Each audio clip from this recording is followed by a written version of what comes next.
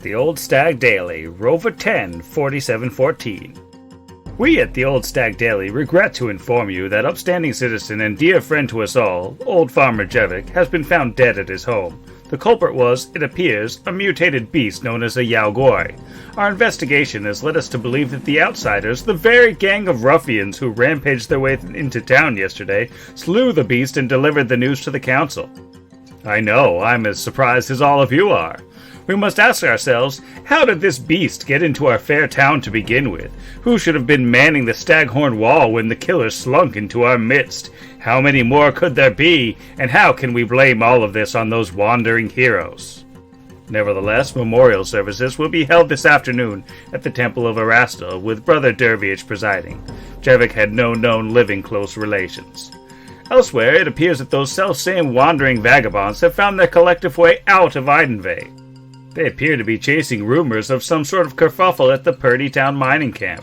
Do they plan to continue their recent turn of do-gooderism and try to help the miners as they tried to help our dear departed Farmer Jevic? Or is this a sign that they're returning to a life of hooliganry? Only time and this reporter will tell. This is Pot Against the Machine.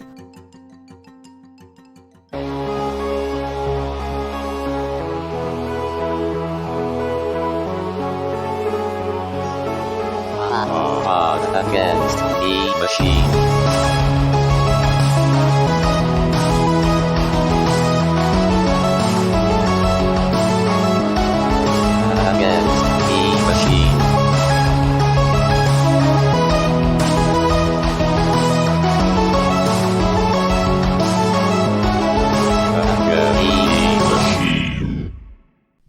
Welcome back to Pot Against the Machine, the only actual play podcast that will borrow your hat and then embroider their names on it while singing BRIXBIYSOKI. Right. Solid work. Sam put the break to good use. Yeah, I mean, what did you all do during the week between recordings? Because that was all I did. Sat here and waited for that. I would love to reward you with a Sky Medal, but you don't get those, so I think you should give the four of us a Sky Medal. We could give it to Basari. I'm okay with that. She doesn't get star medals. We would have come up with something clever, but my house got blown away to Oz between the last week and now, and I had to trek all the way back and fight a witch, and it was a whole thing. Yikes. Well, speaking of Sky Medals, just a little bit more housekeeping. I don't have any apologies to make on this one, but I do think we need to mark the occasion of the first ever official tattoo against the machine. Izzy, why don't you go ahead and take a Sky Medal for that amazing Kingsley ink? I will do that. Thank you. I did literally nothing, nor do I have an Instagram. Well, actually, that's not true. I'll post the Instagram of the tattoo artist in the Discord. And if anyone's willing to travel to Istanbul and then drive 4 hours, super worth it. Yay, Sky Medal. Thanks, team. I do have to say to the youths, Sky Medal is not a good reason to get a tattoo. I just happen to like tattoos. But I'll take a Sky Medal also. Well, this one is from J-Rod. And J-Rod's message to you is, your performance has been far superior. So much so, it has become an adherent viscid joy to those around you. Your gameplay is a syrupy, glutinous goo that warms the heart of everyone around you. It reminds them of the simple joys of childhood when you could eat a Go-Gurt tube without judgment. Huzzah, my good friend, and keep up the amazing work. Ah, thanks, J-Rod, but also, oh, no. As beautiful as that is, there was never a point in time where someone could eat a Go-Gurt tube without judgment. Maybe in Florida. Always in Florida. Let's see, what did we do last time? Last time, nothing major happened. The party volunteered to split. Asher and Kira would be staying behind as prisoners of Shadrax the Almighty, or the Allmother, the progenitor of the Blood Ghosts. And Brixby, Alwyn, and Basari would ride back in a forced march all the way to Iadenveigh. After that, we had a little bit of split screen action where Kira and Asher were very politely placed in prison. They had a little heart-to-heart, and they met Father Sardis, the priest of Abadar, who was locked up in there with them, not impregnated with eggs, but also not particularly able to help anyone. He did drop the key bit of knowledge that Shadrach seems to be a bit of a gun user herself. And then over in Iadenveigh, in the middle of the night, about 2 a.m, the exhausted remaining parts of the party found their way through the wall and over to the house of Ivik Gunnet, the elderman of the Deadeye Council. They woke him up, and he staggered his way to the door, allowed them in, and they told him their story of woe and the great looming threat coming to Iadenveigh and the rest of the world, and he told them to go to bed. No, he said he would help them too. So they were off to go to bed in the high home, and he's off to find some people and see if they can't help the party out. Did I get everything? It's a quiet episode, not much. Yeah, I mean, we let off with the reminder that Brixby said no dice, and they said, well, then we're not going to roll any. And unfortunately, there were a couple rolls, but I didn't roll a single D20 or a D of any kind. I rolled no dice. Edit that one in. Kind of like I didn't roll any Ds. Yeah, there actually were very few die rolls. I think I rolled a couple, and there was a diplomacy check at the end. That might be it. Nailed it. Weird. Brixby, before going to sleep, reaches into the bag of holding, pulls out the gun that Asher put a shoestring on. Because even though he's like, you can cast detect magic, Brixby's like, no, really, just put something on there, like a luggage tag, something. And he pulls it out, and he grabs his little arcane bonded object and casts Make Whole on the weapon to fix it, and then drops it back in the bag, and then immediately falls asleep on his face. Maybe he falls into the bag too, suffocates, and dies. Oh, no. Oh, no. Roll Armin is percentile. still in there. And Rip. Oh, no. I had that thought, oh man, but if we hadn't blasted him in the Clockwork Chapel, and then Via like, bro, you could have gone outside, that whole beautiful scene.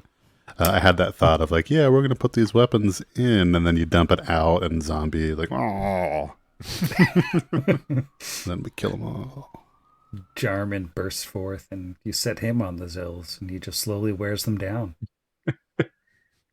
Regenerating forever.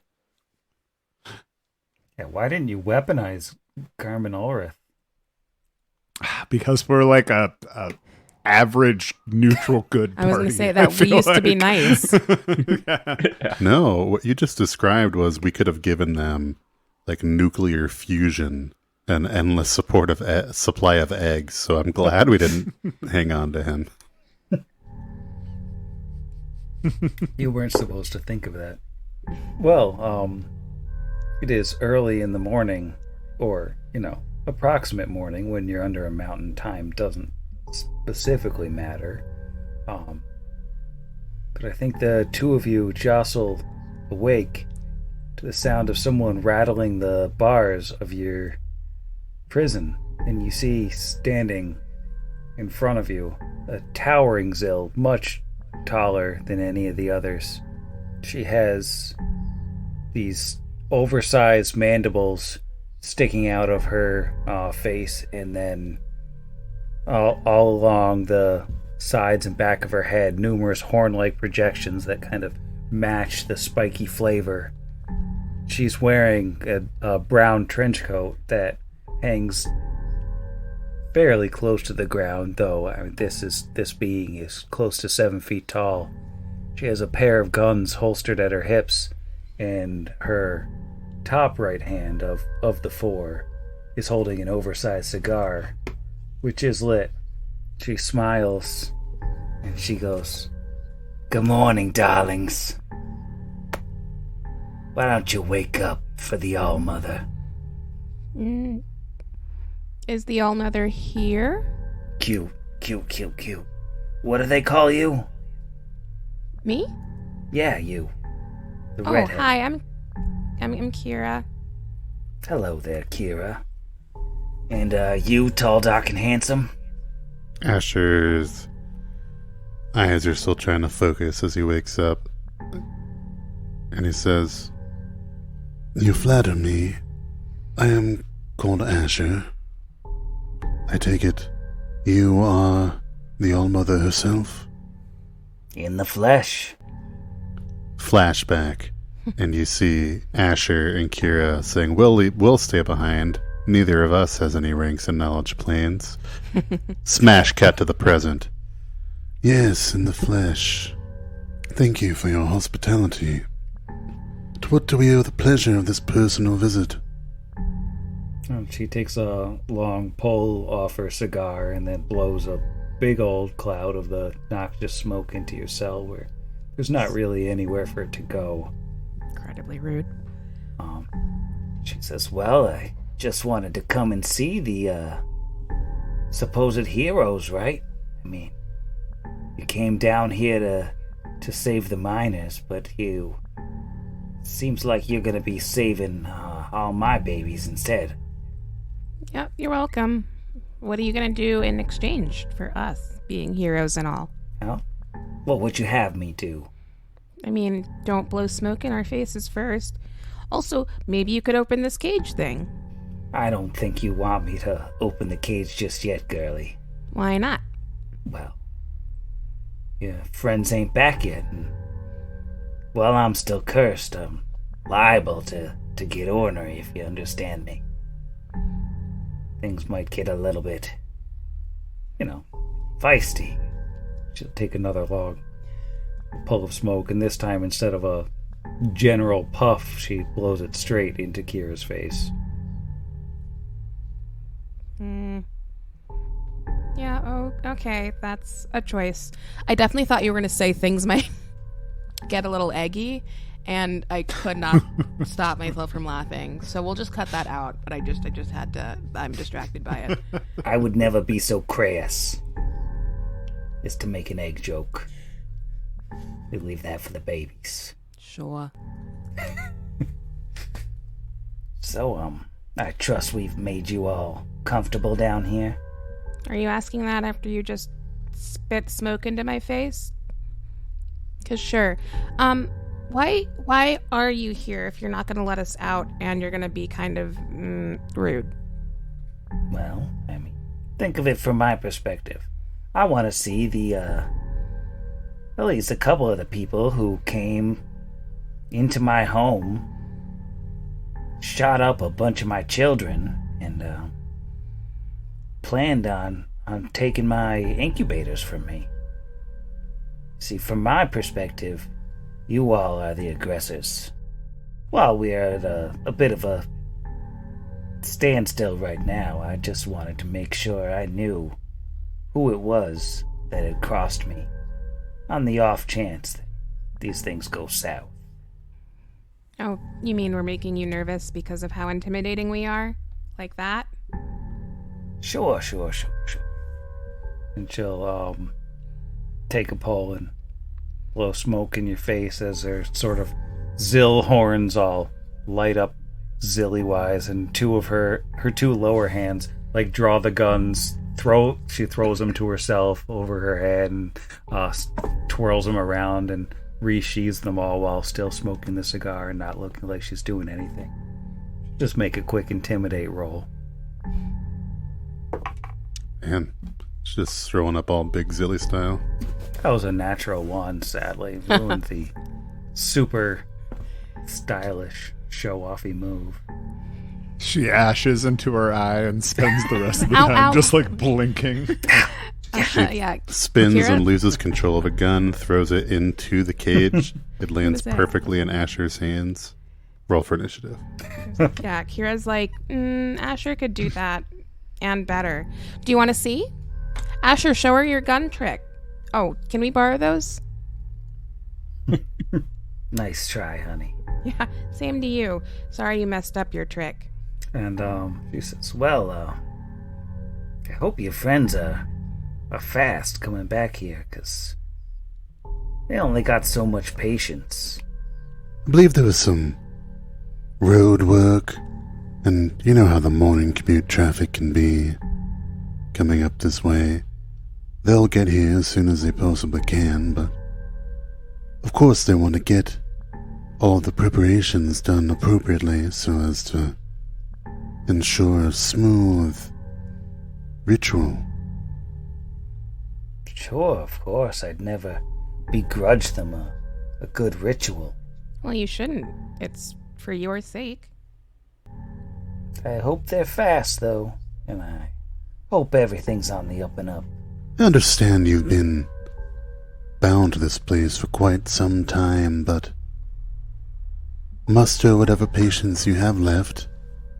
Certainly, to be this close to tasting freedom would be a shame to squander the opportunity. And she says nothing more, and she'll walk away smoking her cigar. I think she thinks she is way cooler than she actually is. Kira sets to work making a not that cool sticker immediately. Tobacco consumption is never cool, kids. As she walks away, she calls back, I heard that! I'm wicked cool! No one mourns the wicked. So, Dora will appreciate that. I don't know. She has no comeback for that one. But after she wanders off, I think we're going to cut to Iadenveigh. And it's a little bit later in the morning because, you didn't get to sleep till after 2. What's the plan? You wake up and hie home, and Redfang is definitely already there with you. Brixby is gonna not immediately prepare his spells. Brixby, it's the first thing on his mind is Kira and Asher. He gets out of bed. He doesn't grab his book. He goes immediately to where Alwyn is sleeping. If they aren't already up, standing 1 inch over his face, waiting for him to wake up. No. Sleeping. So he does the same thing instead, just gets 1 inch over Alwyn. It's their thing they have going on. Yeah, and I think eventually just kind of sense it like the way you do when there's like a small child or something standing there staring at you and you just kind of feel it and wake up. He will open his eyes and say, "Oh, good morning." Good morning. Let's get up. We have things to do. Hands you a cup of tea and coffee in both of your hands. I don't know what you like. He just kind of looks at both of them and shrugs and sets them down at different tables. And instead you see him just pluck something off of his waist and start chewing on it. And he's holding an apple that is just there. Brixby drinks both the coffee and the tea, watching the fruit. Mixes them together. Coughs a little bit. It's real life. All right. Well, I hear Redfang downstairs. Looking at the light, looks like we slept in a bit later than we normally do, which makes sense. We needed it. But yeah, Brixby has not yet prepared his spells because he wanted to get started as early as possible. I think Basari will come in around the same time. She'll say, I can't tell you how good it feels to sleep anywhere but inside of a wall. I haven't felt this good in quite a while, until I think about going back there and getting horribly murdered and re-oviposited and everything.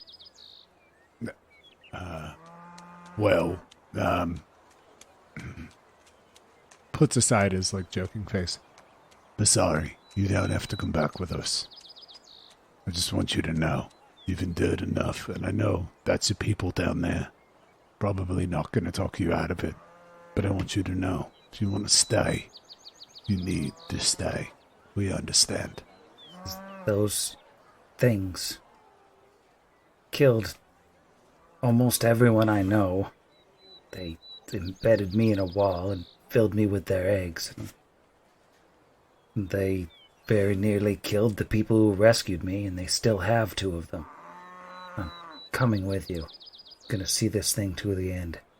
Brixby looks at them for like a hard moment, not saying anything, and says, Well, it's probably an inappropriate thing to say, but maybe Red Fang will fix us up some eggs, eh?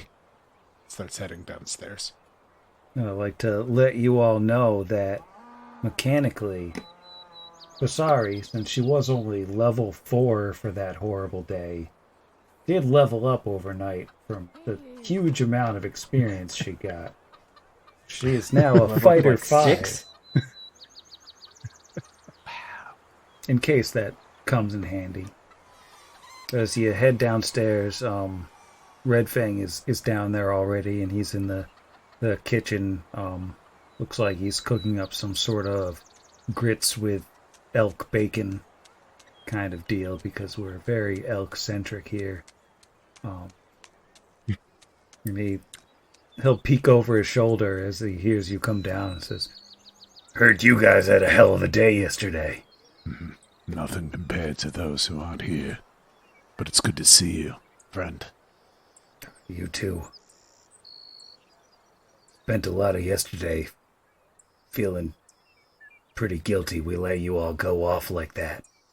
What the Drifter was saying about it being a death sentence and all. Well, your friends, they're still alive down there? From what we know, we have to assume yes. We fight because they are, or at least they could be. Well, I'll come with you this time. Shouldn't have let you go without help. So, you'll have my bow. Hopefully that's enough to turn the tide.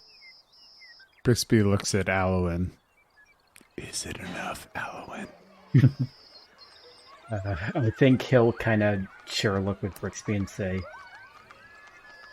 "It would certainly be helpful, but I wonder if maybe there's someone else in town that might be even more helpful." You mean the Drifter? Yeah. Maybe. It's a hard sell, but I think we might be able to get him out for good behavior for a little bit of a day trip. Work release, as it were. And, there's also, I did some asking around after Ivic got me up. We got a couple of, well, they're awful, but, we got a couple of half-elf druids, that live in town, the trash speakers. One of them got wind and said he was coming, and then the other one said no, he couldn't come because he was coming, and they had a big fight about it. But if you're willing to tolerate the constant bickering, we could bring 2 more. That sounds perfect. Now, I assume, with this much help, these many hands, that list I gave Jevik last night, there's nothing we could do about that, eh? Let's see, we got a roll on that one, don't we? So, as far as those scrolls go, let's roll on the old D100. See about those remove diseases. They should be pretty gettable. That's a level 3 spell. Is it level 3? I think it's probably level 3, right? I'm not a divine caster. Yeah, it's level 3. I'm pretty sure it's 3 because it's not one that I could pick at the level I'm currently at. So it's got to be 3. Let's see. Yeah, I think... Yeah, they're all... Delay Poison's only 2nd level. Remove Disease... Oh, Delay Poison Communal is 3rd. Oh, that's reasonable. And Last one, remove disease, is also third, probably. Yeah, so I think you should be able to get all of them, but of course you do have to pay the scroll price for them, because we're running an economy here. Mm-hmm. Oh, so speaking of the delay poison communal, does Alwyn have to roll anything for his radiation sickness? Like, is that a continuing issue? Oh yeah, you're poisoned, bro. Yeah, that's what I assumed he died in the night. You do have to. Because I'm like, oh, hey, my strength, I can take my strength damage away because I have night sleep. And I'm like, wait a minute, the reason I have strength damage is because I have radiation poison. So you did heal the strength damage in the night, but you... Yeah, the drain is still there, which is awful. And you have to make another fort save. Lovely +3. You know what? I'm going to use my Sky Metal on this. Because I've had radiation sickness in a different game, and it is not fun. 7 or a 1. Neither one of those is good, but one of them is worse than the other. So that is a... What does the Sky Metal give us? +4? Yeah. That is a 14, unfortunately. Oh, no. You have one save. I thought it was worse at first. I thought it was a 1, but it was a 7. Oh, that did save? That's one save. Wow. Unfortunately. Okay, so it is a fairly low roll. Thank goodness. You're lucky it was low radiation. Yeah, I thought I just wasted a Sky Metal. So I have one save against it. Okay. Does it cause anything else in the meantime with a save? Or am I... No, with a successful save, you don't take additional strength damage. So you're good for now. Yeah. I remember when I got that before is as you fail, your con goes down, your save gets worse, and it just kills you. Yeah, and it gets harder to save, and it becomes it snowballs. Yeah. So after we get that, I would say that it's your call if this is something that I could do, but Brixby would love to prepare his spells on the way out to perdition. I don't know if that's too jumbly, riding the horse or riding a disc or not. So we can definitely throw an hour to the side doing that if you want to as well. Yeah, I think unless you're getting pulled in a cart, you have to... That's fair. That's totally fair. Yeah, we need a cart. Okay, cool. So we can boop back in. So it looks like Brixby turns to Alwyn. Looks like they could get us all the scrolls to remove this. And then, looks like we have something to deal with that poison down there that affects you. And, look at this one. Well, this is something I've wanted for a while, so, And he just, kind of tucks in. You can commit that one to his spell book pretty easily, still taking 10 on a spellcraft. And, he will prepare his spells for the day before we head out, I suppose. I don't want to take up what Alwyn is doing during that time. No, he would just... I think he would be watching you do it, which he probably did in the mornings on the road, too, because just the idea of prepared casters in general is kind of interesting to him. Totally. Yeah, no, I get it. Yeah, I imagine as a double spontaneous caster, this is highly novel to him. Mm-hmm. And like the other casters he would have known would have been like druids and clerics, like people who were also not exactly... Are druids prepared casters or are they spontaneous? They are prepared. They're prepared. Oh, are they prepared? Okay, then he would absolutely... But maybe the rituals will be different. Yeah, no, I would say that's fair. All right, so make note of 465 gold. I have posted stat blocks for 4 NPCs in the chat. That's Basari, newly leveled, Red Fang, Kifkin, and Thelpin, the trash speakers. I don't know how you all want to divvy that up, but if and when we come to any sort of combat, you might want to be running like an NPC in addition to your character each, rather than... Yeah. Because I certainly don't want to run 5 NPCs. I want you to. Is the drifter stat block coming next? Oh, the drifter's stat block is a secret. All right. It reminds me when I had to run not Giant Slayer, the crappy 5e knockoff of Giant Slayer for work. Ice. One of the something, right? What is it? Storm Storm King's Thunder. Something of the Storm. Yeah, Storm King Thunder. One of the chapters in that, you actually give the players control over NPCs for like the big battle at the end, and all of the NPCs that survive then are able to give them quests that move them on to the next part of the adventure. I will take one of these dueling druid brothers probably because they look so fun. Oh, I would love to take Basari, the human fighter. That feels very straightforward. Kind of interested in Red Fang, but I'll let Jeff pick first. I was leaning the same way, but I don't mind taking the other trash speaker. Are you sure? You can take Red Fang if you want. I mean, It's a roll off. I don't know. no, I'll take a. Well, I just need Zach to claim either Kifkin or Thelpin, and I'll take the other. Nah, you claim, my friend. Zil man. All right, then I'll take Thelpin because he's a level higher. I'll take Kifkin. He's a level lower. Everyone will be dazzled at how ineptly I handle a caster. The caster stat block that you just got in the middle of the episode. What could possibly go wrong?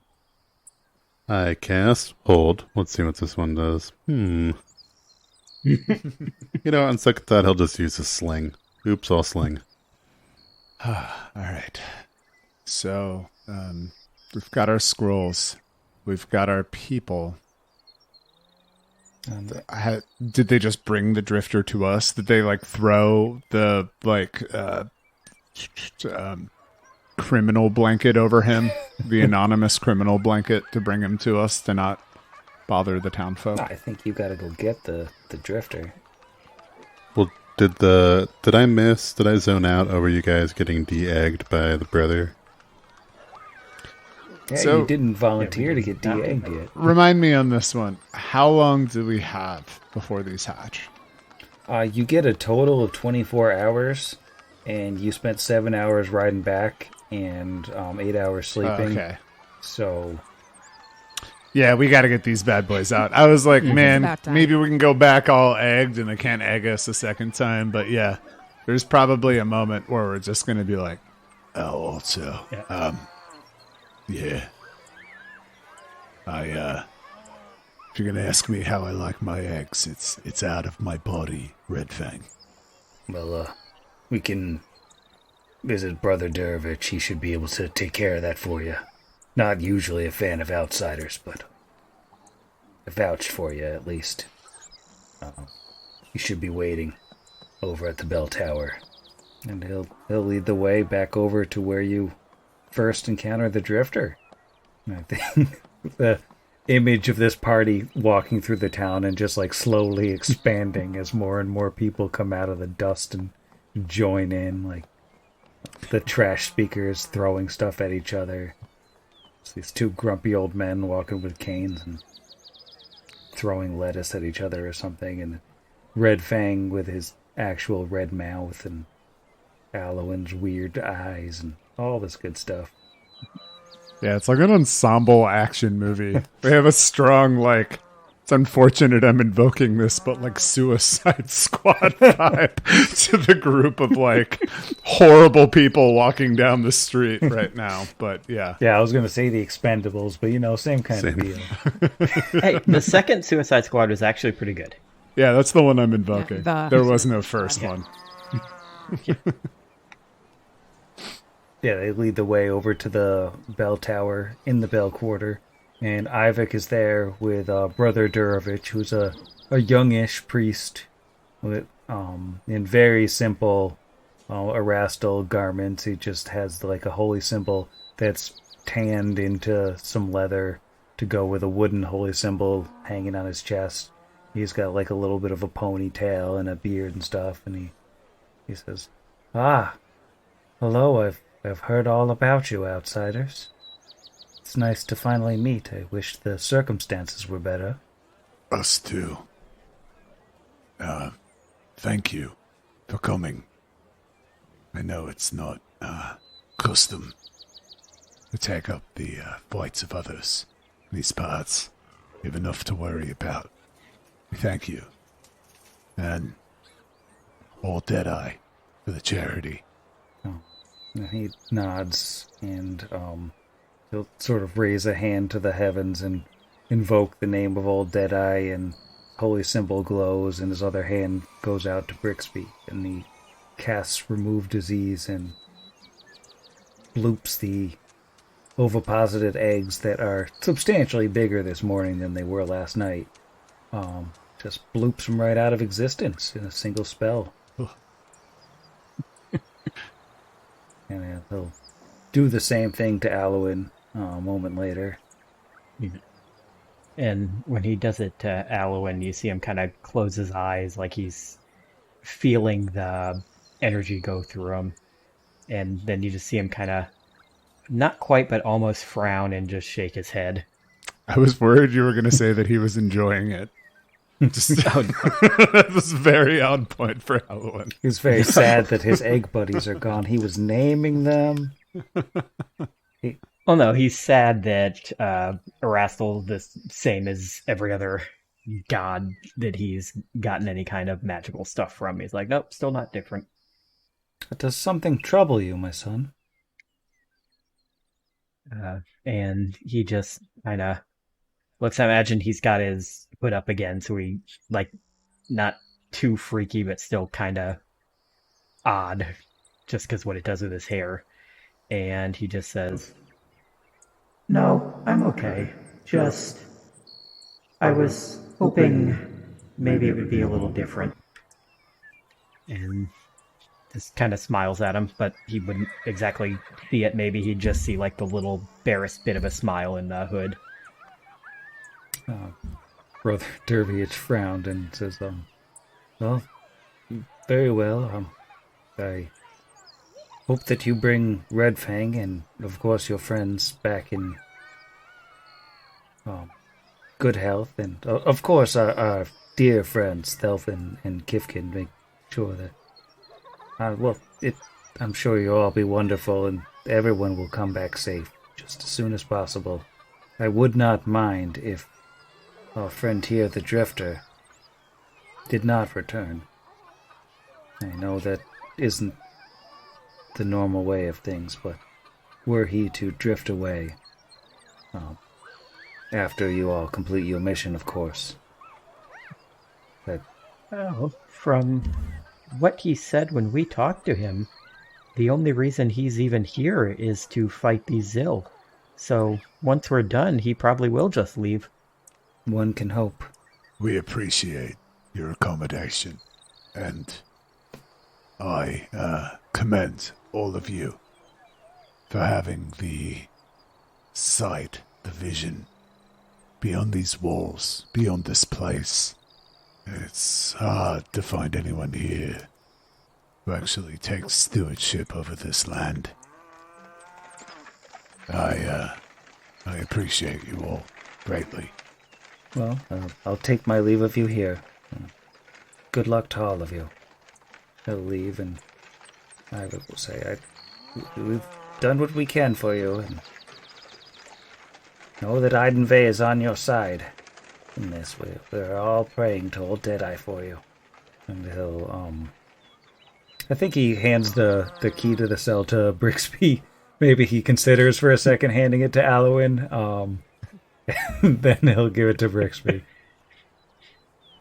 Brixby humming Thin Lizzie's Tonight There's Going to Be a Jailbreak, and then stopping, looking at the people behind him and stopping humming that, and then just opens the door.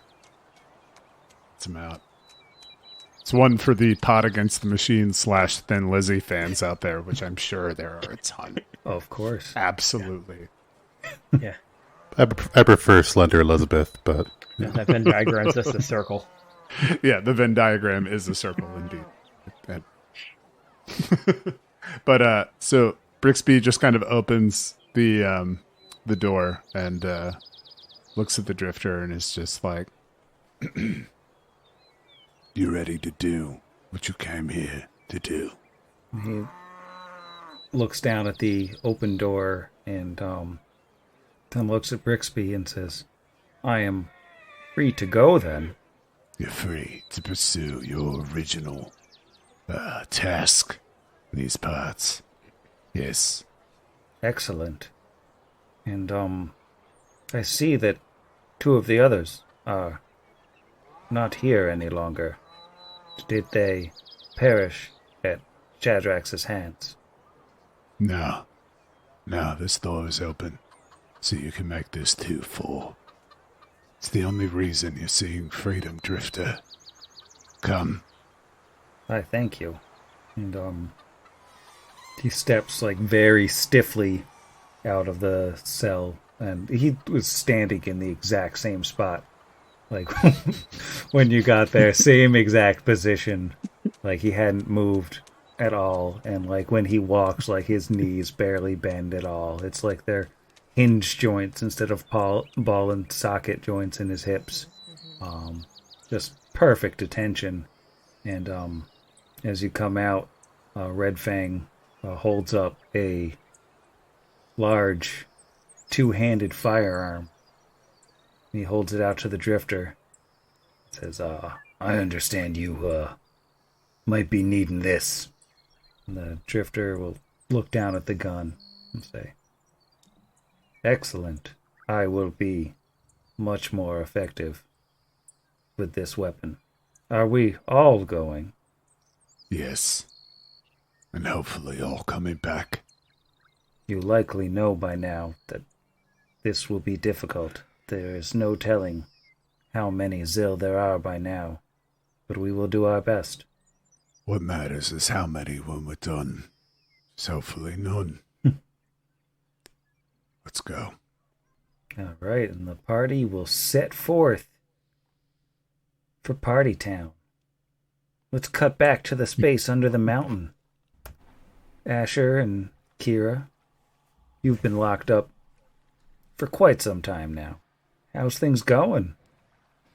Hanging out with Father Sardis, making friends, making omelets. I think we've covered Sorry, Uno, and Phase 10. Just all of the games that can really irritate people into losing friends with the idea that we'll be appropriately angry when the time comes to stab. Mm-hmm.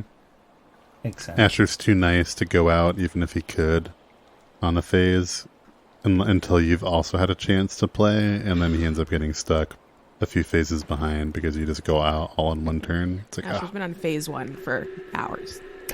I don't know if I'd really call these a pair or 3 of a kind. Asher, they're clearly all the same color.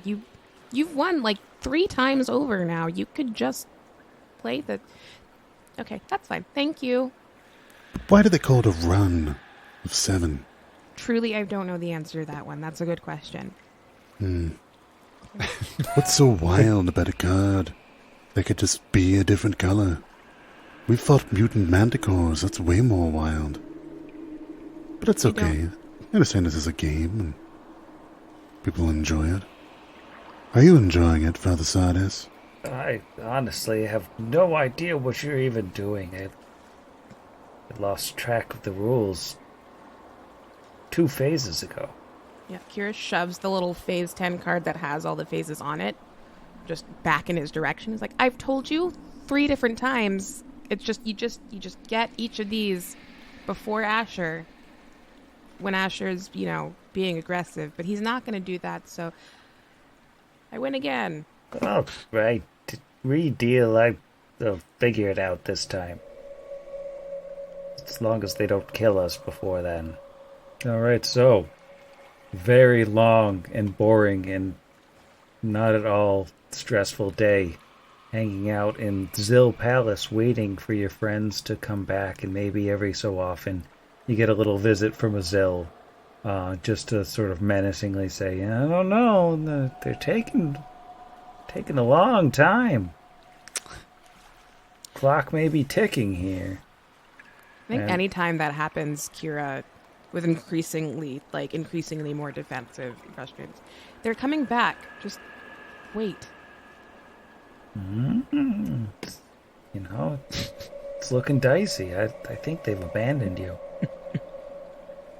No, just like our friend Vargas, they will definitely be back. You just wait until they bring Vargas back with them.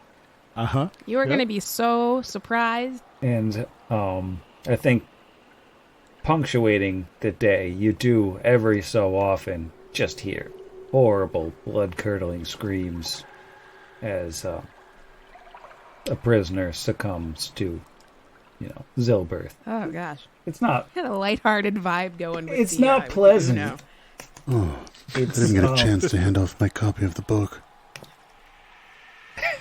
It's terrible. None of them are going to know what to expect. No. Except for watching everyone else, I guess. It's really But more of a after that- postcard. The back of it just says, death. Sad face. Not going to be good. Asher, so Jeff's a tool and is making a dumb joke about a book. But Asher, when he hears those screams, it affects him because it is like, this is another person that we failed to save. And he's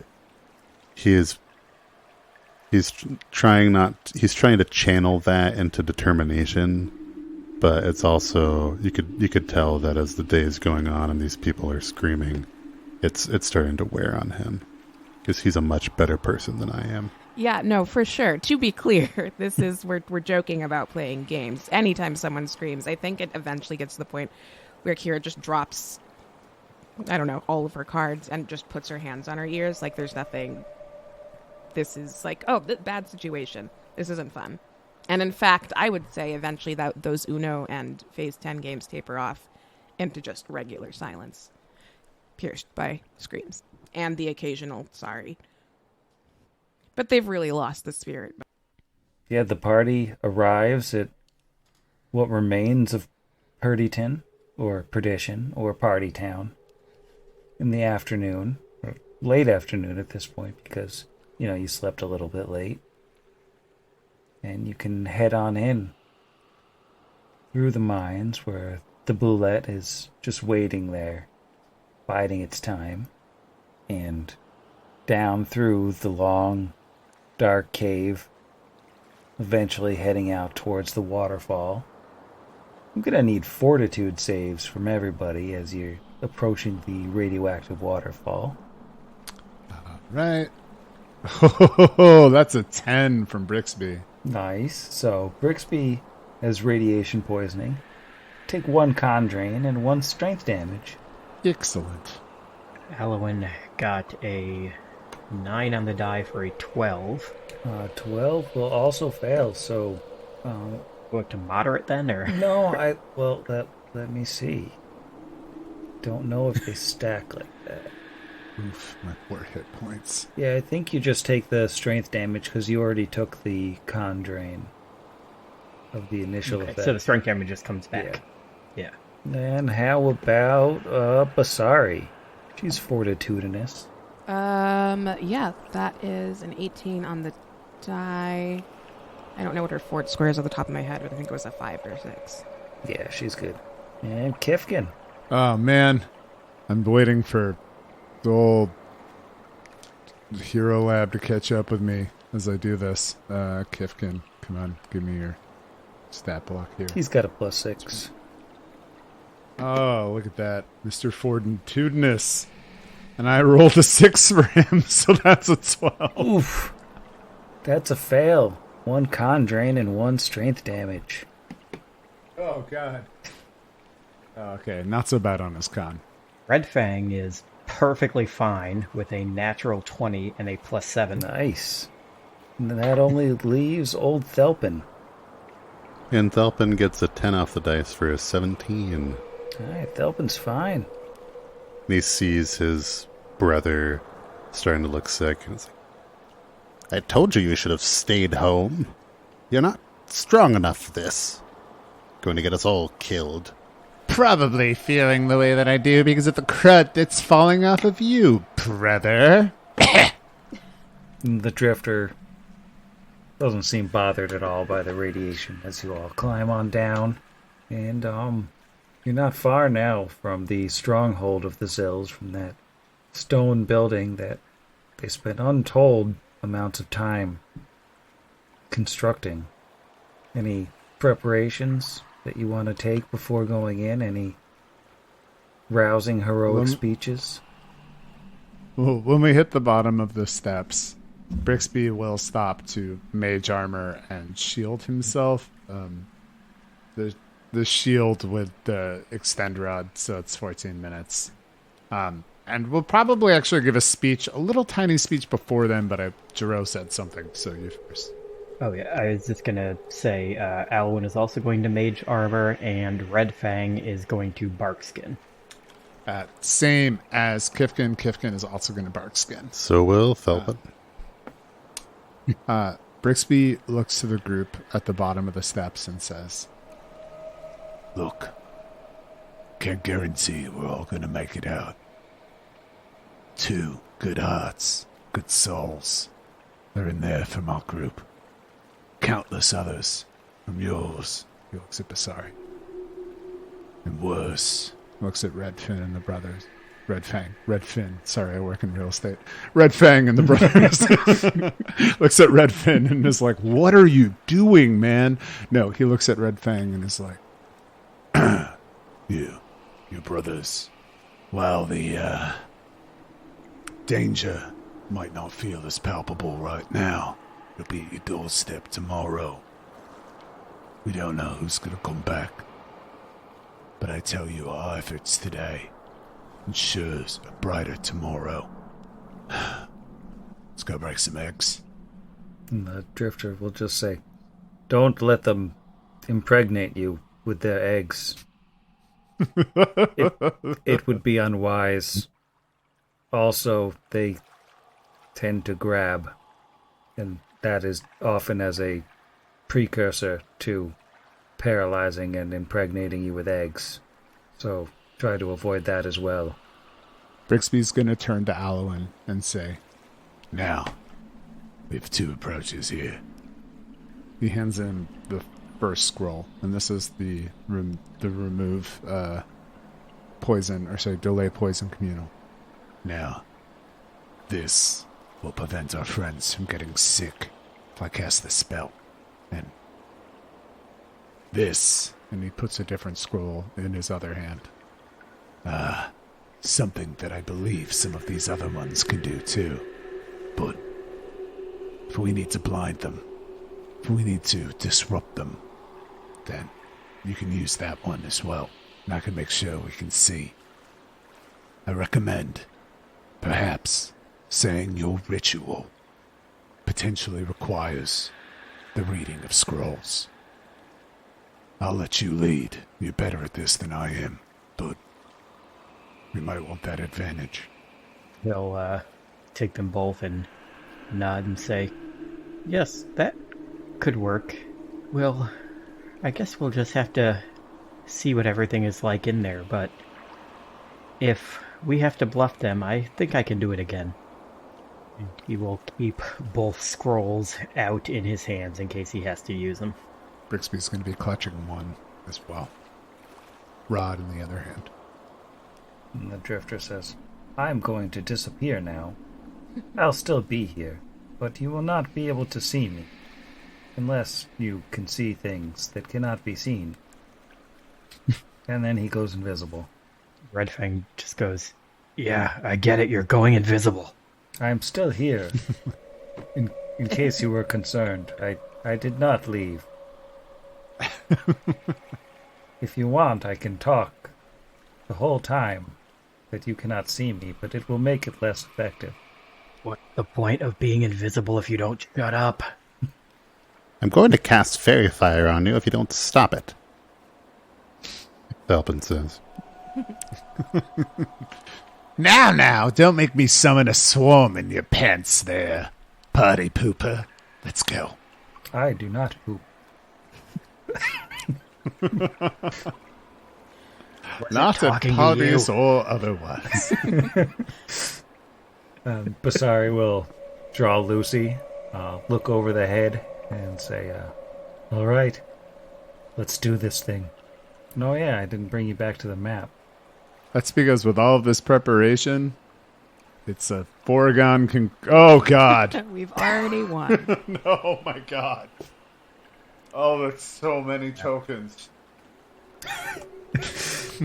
So as you all step back into this familiar place, well, familiar to half of you, you can see into the main chamber where you first fought the Zills with the bows is left completely empty. They seem to have cleaned up the bodies. And beyond that, the door into the gigantic room hangs open. Can we, Kira and Asher, hear our friends approaching, or are we just hearing Zill scream? Well, I guess Zilberth people scream. Well, if they make any appreciable noise, you could probably hear them. We're out here to save you. Well, the hero music comes on when we walk into the room. There is no being coy. We're not waiting for an invitation. Let's head on in. Doors and corners, people. You're getting in. Just making sure vision works now. No? Vision works for... Oh, yeah. Wow. Oh, boy. Oh, yep, no. I can see so much better now. Big bummer. Wow, there is not 6 of them. There see. is... Oh, no. I can see so much now. Turn off the vision. I think... Episode title? Turn off the vision. Turn off the vision. Spider-Man, turn off the vision. Oh. There's only like 15 of them, and that's fine. Yeah, we'll take, 1.5 each and be fine. And it's not like we've already seen one that could be invisible and come up and try and full attack and murder somebody in a round. Yeah, there are no walls here. It's cool. What's the word? Well, I mean that, but also the one that was invisible and nearly killed the Brixby. literally invisible one, right? Mm-hmm. Yeah. Dang. F. Yeah, as you close in to the enormous room where Brixby almost died just a day ago, you see a teeming crowd of Zill hatchlings, probably the products of last night's, midwifery, as well as the 2 Zill priests that you saw before and the 1 remaining Zill archer. But standing directly across from the entrance, just a little ways away, is a towering Zill with oversized mandibles and spikes on her head, a leather duster, guns on her hips, and a big old cigar. She smiles her horrific xenomorphic smile as you all come in. And she says, "Hello, my friends. My name is Shadrax. You may know me as the All-Mother, the progenitor, the blood ghost herself. Seems like you brought a little bit more of a party than I'd expected." I think that Alwyn will kind of step to the front and will say, "Yes, I communed with Tamilat Wur, and while he has enough power to break your curse, I unfortunately did not. That was why I had to bring these 2 priests with me. And this gentleman here has come as a messenger from a local town to welcome you out into the world." He is going to roll a bluff. Brixby puts his hand on Alwyn while Alwyn is speaking. let's just also be a little bit honest. As he bluffs as well. I mean, it's kind of true. But, This is our security, mate. Didn't make us feel very, welcome last time we were here. What's to say we don't break the seal? You fill us full of eggs again. We need our protections as well. that is 20. Mine was also a 20. And he'll say, yes, Mr. what's his actual name? Mr. Ashworth did also agree to accompany us, not just to welcome you from the town, but to make sure you kept your end of the bargain. And with that, I think Kira from the other side of the fence just, hey, are you guys back to help us help the sale? We'll elbow Asher. Asher, just our waves. friends. Yes. Yes, I'm so glad to hear that you've returned. Not that we doubted you would, but there's been a lot of blowing of smoke and rattling of bars and card games and screaming. They said these were the best accommodations they had, but I won't be leaving this a 5-star review. Yeah, they didn't even fold the towels in the shapes of animals. They just gave us regular squares. Well, darlings, now that we're all peacefully reunited, you see your friends are safe and sound, and you've brought your backup. Break the curse. No sense in waiting. Brixby looks over at Alwyn. Shall we? Helen will nod and say, of course. And he will kind of step forward and off to the side a little bit. And he will he will shake open one of the 2 scrolls that he is holding, and he'll say, are you ready with your scroll, Brixby? Oh, so that's all right, yeah. He pulls out his scroll. I was trying to figure out what scroll Alwyn was opening. He was going to follow his lead. The on thing that is, one. the thought process behind this is one of the ones that's on people, like, once I cast that, they're going to realize, hey, that didn't do anything. So I'd rather do the other one first. Yeah, the one that requires both of us to read a thing. Mm-hmm. All right, yeah. Let me just... I'm sorry, I'm just kind of the help here. Yeah, let's just, am I reading this word right? And I think with that, Alwyn is going to cast the Scroll of Obscuring Mist. And Brixby is going to cast the Scroll of Ashen Path. Which does Brix need to take a step back from that to be able to touch people while he casts his? Do I have to touch people for Ashen Path? I might be confusing that. I think it's it is. touch. It is with living creature touched. So yeah, Brixby's going to stay back to his group here. And kind I was of going to say, encourage Brixby folks maybe to be could have around said him. he gets everybody to touch him. Maybe say it's something to do with the.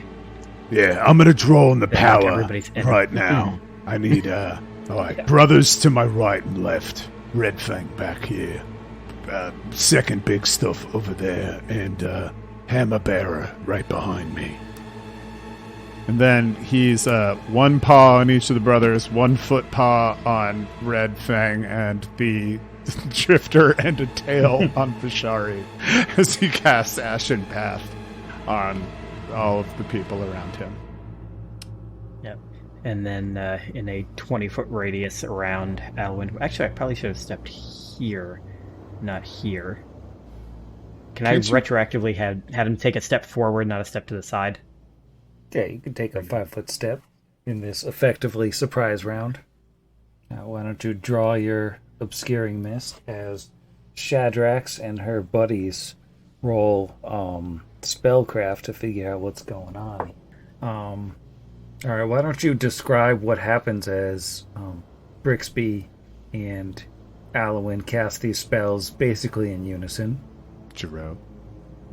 Yeah, so we both start reading off of them in, I'm going to imagine, some kind of druidic-esque language since it came from the Erastil town. And we both finish at the same time. The scrolls burst into flame as they use up their little built-in scroll components. Mine immediately erupts out into this cloud of mist. And Zach, how would you describe how yours makes them? Mine, so when Brixby finishes reading his scroll, it literally burns as he's reading it and turns to ash. And the ash kind of alights in a little dust devil and blows into the eyes of Brixby and the five other additional NPCs around him. Everybody grabs their eyes for a second, just sort of rubs them, and then notices they can see better than they expected inside this cloud of obscuring mist. And from Kira and Asher's perspective, we just saw a cloud of mist burst forth in the middle of the room surrounding Alwyn, and Shadrax is standing just right outside of it, smoking her cigar. She blows the smoke into the mist. I think I'm going to go to bed. So rude. Good night, Sam. Good night, Smoking Sam. Kills. Good night, Sam. Night, Sam.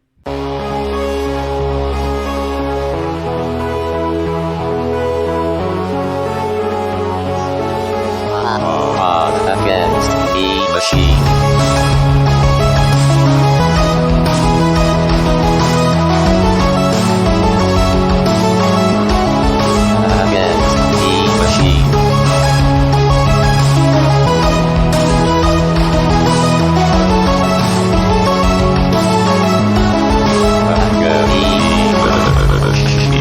Hot Against the Machine is property of Network Against the Machine LLC, all rights reserved. Pathfinder and the Iron Gods Adventure Path are property of Paizo Publishing.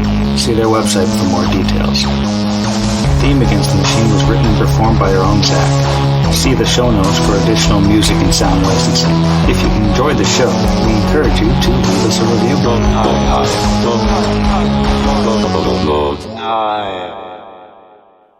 Red Lorry, yellow Lorry. Or red leather, yellow leather. I'll always remember the first sound check I ever remember hearing. It was at a Weird Al concert.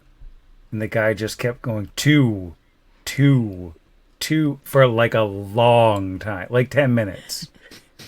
And I don't know if he was doing a bit or if he was actually checking the sound because nothing was perceptibly changing. It was just a guy standing there like saying key, two. Yeah, key it's the part of the opener. sound check. It's just the opener. I always think of the Veep episode, like 3 or 4, just when they're trying. He's like, all right, let me check my plosives. Bring back my pig. And I say that one a lot, and it doesn't land because no one gets it. But it's so funny. No, so there's lots of more good material. We should keep this going. I was like, yes, wait. I've been wanting to talk about Phase 10 for the entire 2 years we've been playing, and this is it. The Phase 10 episode. Welcome to the podcast, listening to us draw circles. It's a geometry there we go. podcast for all you geometry enthusiasts. We know Izzy hates math majors. I knew you were going to say, I knew it.